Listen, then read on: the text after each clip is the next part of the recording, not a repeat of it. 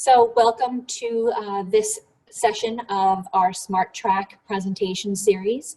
This one today is Finding Your Career Path and Meeting Your Professional Goals. My name is Dr. Christina Brundage, and I'm the Career Engagement Specialist in the Career Development Center at Marywood University. So this is actually my specialty and my area of expertise. I've been with Marywood for approximately almost 9 years now, and I work a lot with the Retention and Advising Department and career development. And I'm going to go over some of the things that can help you really get off on a good start with finding your career path, and then what you can do to continue along your journey and meet your professional goals. So first of all, what does it mean when I say finding your career path? It's about the journey that you're going to take in order to meet your professional goals. And I say journey because there's going to be things that occur throughout your professional career, but there's also going to be things that occur during your education, whether it be Marywood or another university. And those things are going to help really determine the path that you go down, whether it's selecting your major or what you do with that major once you've achieved that. Say you get a business degree, you can do so many things with a business degree, but it's what do you want to specialize in with that business degree? What can you do with it? So that would be your career path. So it's a journey. So when you think about a career path, it's a journey. It's also about finding the right fit for you. The fit meaning something that you're going to be passionate about, that this is something that you believe is your purpose for attaining your higher education degree, for going to get that college education. It's something that's going to be the right fit for you, meaning that it fits all of your career goals. It's something that fits who you are as a person, what you're about, something that's going to make you happy and be happy with doing this for many years after graduation. So it's important to be able to travel along this career path and make the right decision for yourself. And while you're on this career path, as I mentioned before, it's about gaining valuable knowledge along the way. There might be bumps in the road, but those bumps in the road may make you look in a little bit different direction and reevaluate what you want to do with your career or your career goals. So it's all about gaining the knowledge as you go along that journey. So who is it that needs help finding their career path? Basically, it's everyone. Everyone needs help. Whether you're an undeclared, undecided, exploratory student just going into college for the first time, whether you're declared, you've declared a major, but you're not quite sure about the major. Maybe you've declared a major and you're like, I think this is what I do, but I'm not totally sure. And sometimes it's even a student that's declared a major, gone for a year being in that major, and decided maybe this is not what I want to do. But it's also for those students, your career path, finding your career path. As I had mentioned, even if you're declared, you know that you want this degree, what can you do with that degree? How can that apply to your career goals? So, what can help you figure this out and figure out your career path?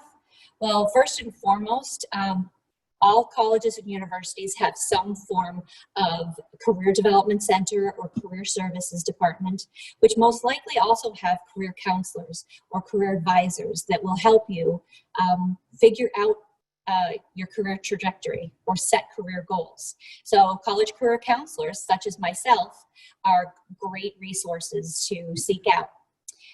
We can also provide career assessments, and I'm going to go over the career assessments in a moment. But those delve into more of your likes, your dislikes, your personality. Previous activities that you've participated in. Did you have a job during high school that you really loved, you really enjoyed? Were there clubs or activities that you participated in that help shape you and make you want to do different things in life? Career development centers and also other faculty and other staff involved in the education for your college degree can help you find job shadowing opportunities.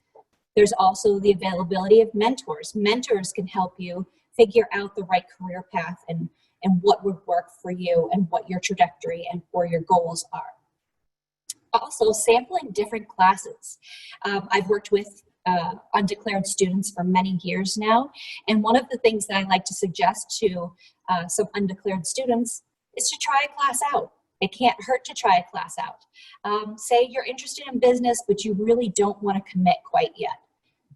Take an introductory business class. Get your foot in the water to see if it's right for you. Maybe you enjoy it, maybe you don't. If you don't, you move on and we try something else. And it's not necessarily a waste of credits because most colleges require certain electives, a certain number of electives, and this could go towards your electives. So trying classes out, getting to know the professors and sampling those classes are definitely a great way to try to help you find your way along your career path. As I had mentioned, career assessments are going to be extremely helpful. I use career assessments all of the time in my practices, especially with students that are unsure, undeclared with their major. Assessments can evaluate what your likes are and your dislikes. They can be based on your personality, like the Myers-Briggs, and many of you may have even had different assessments while you were in high school. Career counselors in high school often use some form of assessment to help you figure out what colleges to apply for based on the major or the type of career goals that you have. But the personality, again, was the Myers-Briggs.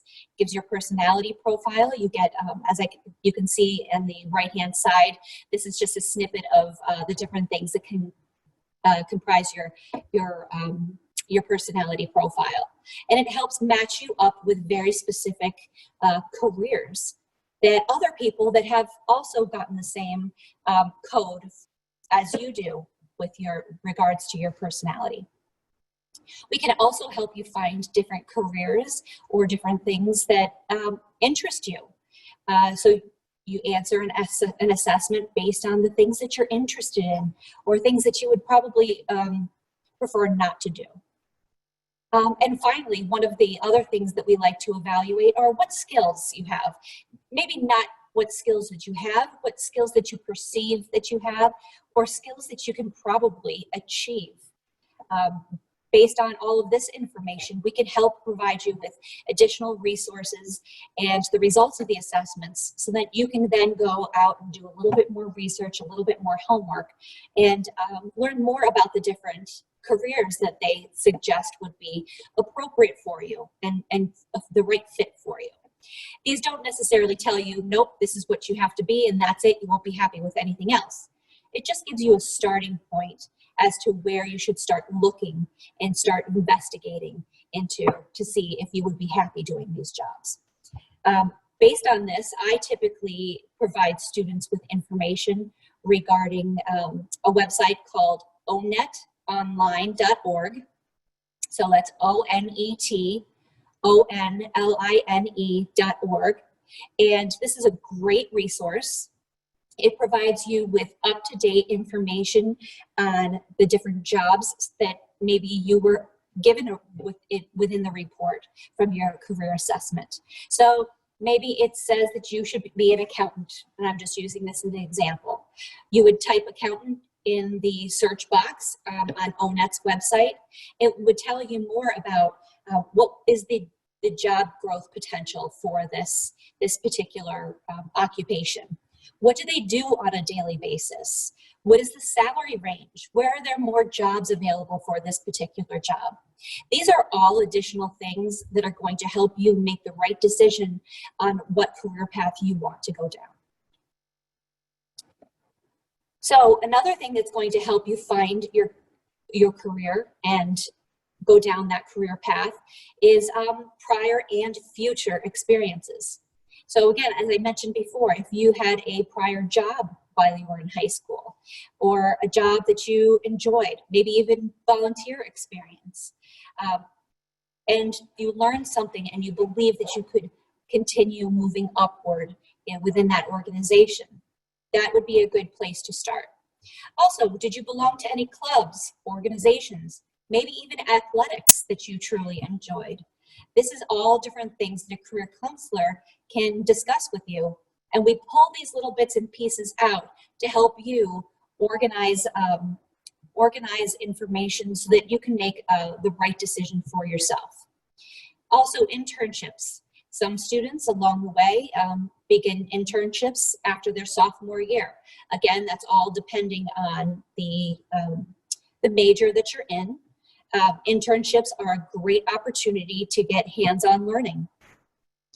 But besides the internship experience, which would be outside of your education, that would be an external type opportunity, class projects and things that you do within the classroom, even doing presentations, is going to strengthen your experiences and help you grow as a person and help you figure out maybe what your next steps are going to be.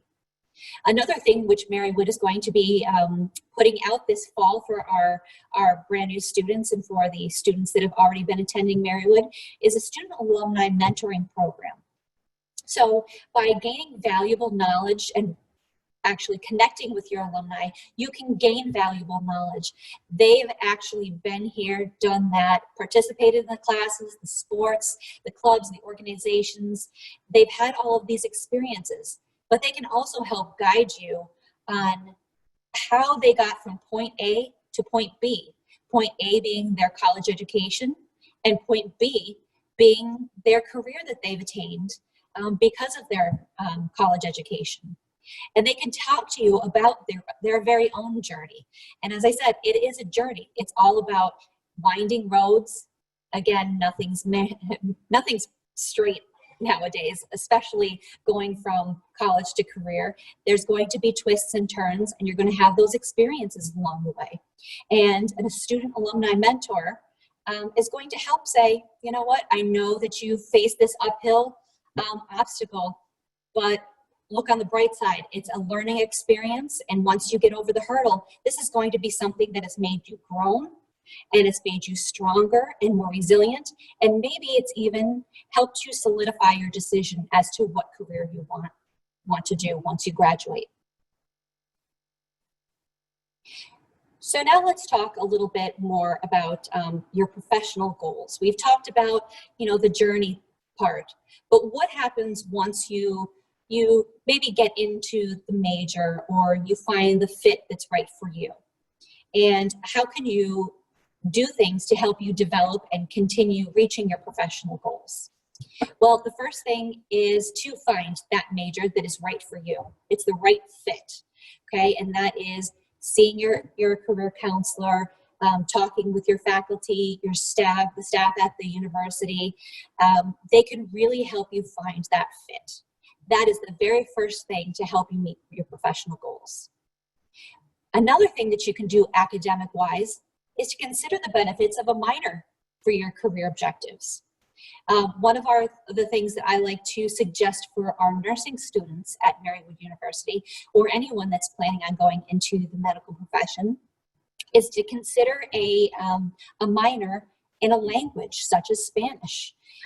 Within the Scranton, Pennsylvania area where Marywood is located, we have a large population of Spanish-speaking individuals, and our hospitals and our doctors' offices all need somebody that has the ability to converse with someone else that may not necessarily understand the English language as well. So they're going to be more hireable, they're going to be more employable, and they're going to be highly sought after because they have that ability to converse in that Spanish language. And that was just one idea for a minor.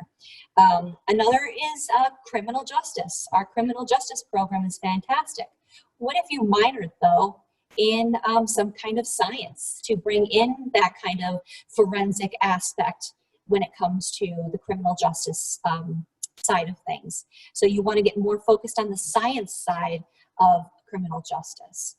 Just little things within a minor can add so much more value and make you more employable in the future. Again, using your faculty and staff at the university or college that you're going to to meet your goals and stay on track. You know, I like to write down, if I have something in mind that I need to do, I like to write it down and write down steps sometimes that you have to go through, steps that you have to go through to get to that goal. And your university faculty and staff can help you reach those goals by helping you stay on track.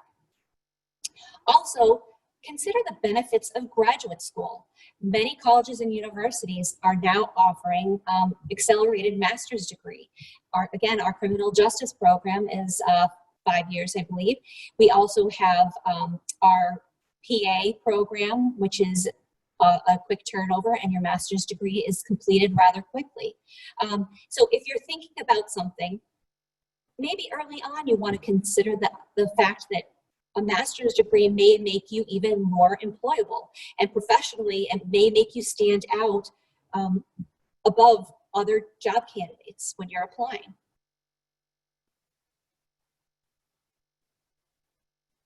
So also, another thing that can help you reach your professional goals is to gain valuable experience while you're on your career path, okay? So that's going back to internships. Internships are going to give you on-the-job training, hands-on experience, doing things that once you graduate, you may do. And you'll be able to put down on your resume that you've already experienced this, and you'll be even more employable. Volunteering, such as our service learning. At Marywood, we have fantastic service learning opportunities with our program, where during spring break, instead of just going home for that entire week, you actually volunteer to go somewhere for a week and volunteer your time. I actually participated in something like this, and we went down to West Virginia and volunteered for Habitat for Humanity. And it was a week-long experience of teamwork, which really strengthened our entire group, and it helped us communicate better. And it just gives you a lot more experience, hands-on experience. So sports, clubs, athletic, they all lend to who you are as a person, and it also gives you additional experience. And I mentioned the teamwork. So that's actually one of the things that you will get out of these experiences. Skills. Employers are constantly looking for candidates that have a high level of qualified skills. They know that you're not going to have a lot of professional experiences, but they are looking for students that are trainable, or graduates that are trainable. They have specific skills such as leadership, time management, communication. They have excellent work ethic, and maybe they can work in a team environment or even on their own if need be. These things are going to be sought after by those employers. And it definitely adds all of these activities, if you participate in at different levels even, are going to add that experience right to your resume. Another thing to help you meet your professional goals is to build your network. And I have at the bottom, which it probably should have been brought up to the top, start building your network from day one. Day one, meaning as soon as you start attending college or the university you're attending, because they're going to be valuable assets along the way, help you reach your professional goals, help you set career goals, and help you reach that career that you've always wanted. So building your professional network can be from professional experiences, such as managers, coworkers. They can be virtual connections, such as LinkedIn.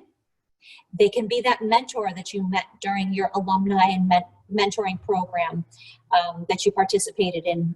And again, our freshmen are going to be the first class that gets to start working with an alumni of their choice from day one of their college education. The other classes are going to also be able to start participating in this.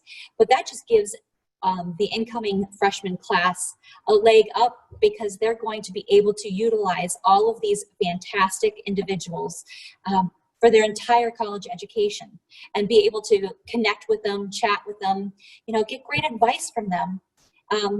on how to meet their professional goals, as I had mentioned before. So it's very important for you to start building your network right from the start. So start setting up that LinkedIn profile, put yourself out there, start getting valuable connections. Your connections, faculty and staff, are going to be just as vital, because the faculty and staff may help you get your first internship, maybe the second internship, or maybe they'll help you by hearing about a job opportunity that's available from somebody that they know within that industry that you're looking for, and pass along that information to you, because they know that you've been communicating with them and you've communicated your career goals and your professional goals to them. So these are vital people to connect with and have as your own personal network. So start connecting with them right away.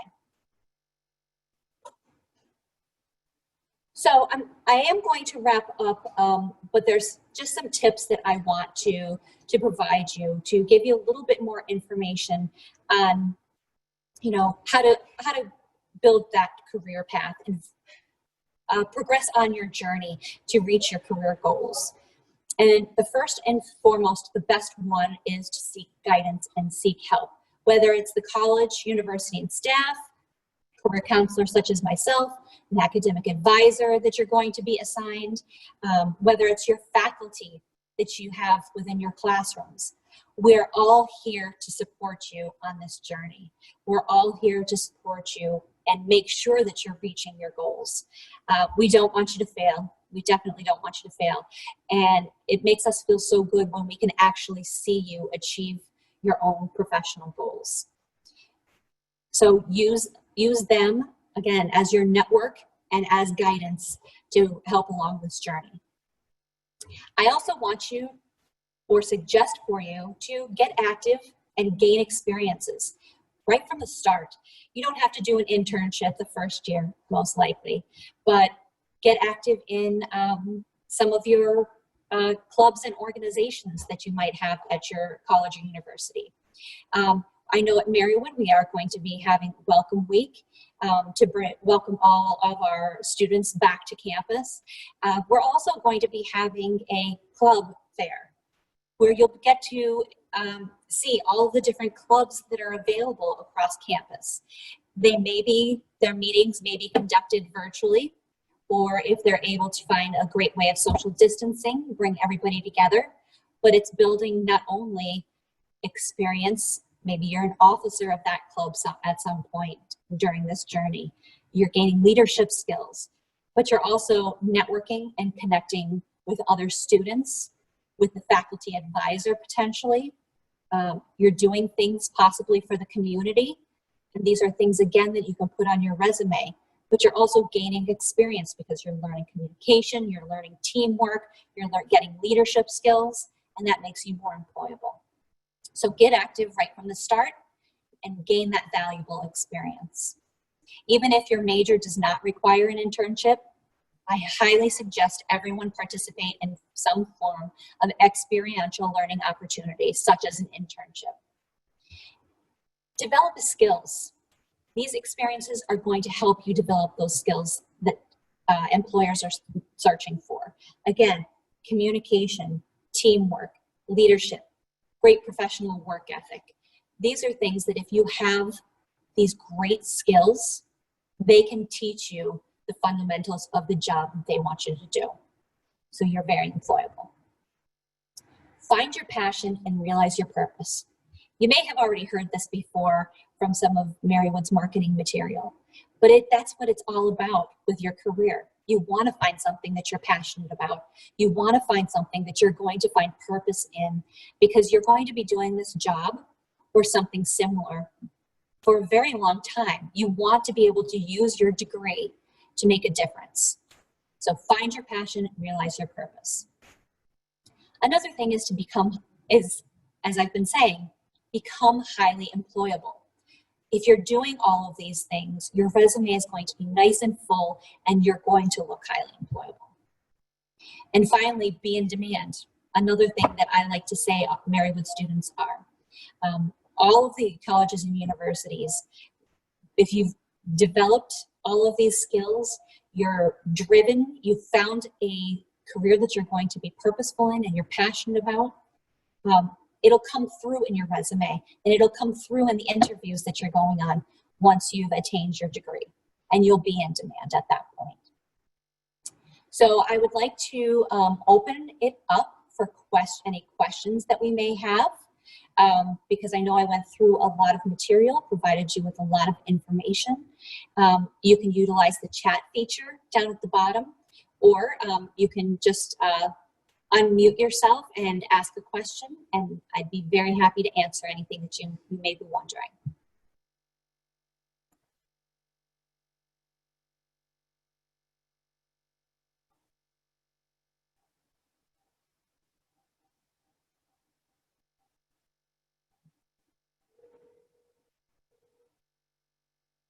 Okay. I don't see anything popping up at the moment. So this video is going to be posted up online, along with the other videos of all the different sessions for the Smart Track series, and all of the different resources that I've mentioned, such as ONET, anything additional like BLS.gov, so that's the Bureau of Labor and Statistics, that can help you find different information on different jobs. We'll be posting that all up on this website as well, along with our PowerPoint presentations for you to review if you ever want to go back and get those additional resources. I thank you very much for attending today, and my contact information is right up on the screen at the moment. So if you have any questions, please don't hesitate to contact me. Let's see, we have